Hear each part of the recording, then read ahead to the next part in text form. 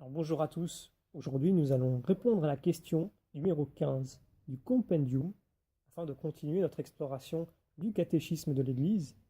Et la question est la suivante. À qui est confié le dépôt de la foi? Donc depuis les apôtres, le dépôt de la foi est confié à l'ensemble de l'Église. Avec le sens surnaturel de la foi, le peuple de Dieu tout entier, assisté de l'Esprit Saint et guidé par le magistère de l'Église, accueille la révélation divine, la comprend toujours plus profondément et s'attache à la vivre. Et là, nous allons piocher des textes du catéchisme de l'Église, notamment un intitulé L'interprétation de l'héritage de la foi. Donc l'héritage de la foi confié à la totalité de l'Église. Et le texte nous dit l'héritage sacré, on voit 1 Timothée chapitre 6, verset 20, 2 Timothée chapitre 1, verset 12 à 14. Donc l'héritage sacré de la foi, donc Depositum Fidei, contenu dans la sainte tradition et dans l'écriture sainte, a été confié par les apôtres à l'ensemble de l'Église.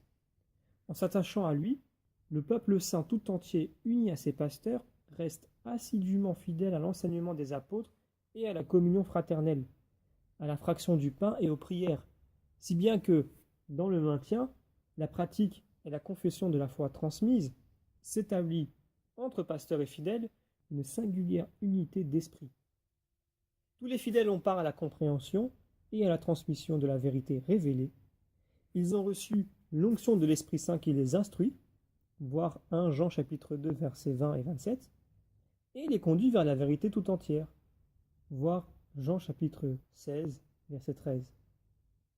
Maintenant, nous allons donner quelques éléments en ce qui concerne la croissance dans l'intelligence de la foi. Donc, grâce à l'assistance du Saint-Esprit, l'intelligence tant des réalités que des paroles de l'héritage de la foi peut croître dans la vie de l'Église. D'une part, par la contemplation et l'étude des croyants qui les méditent en leur cœur.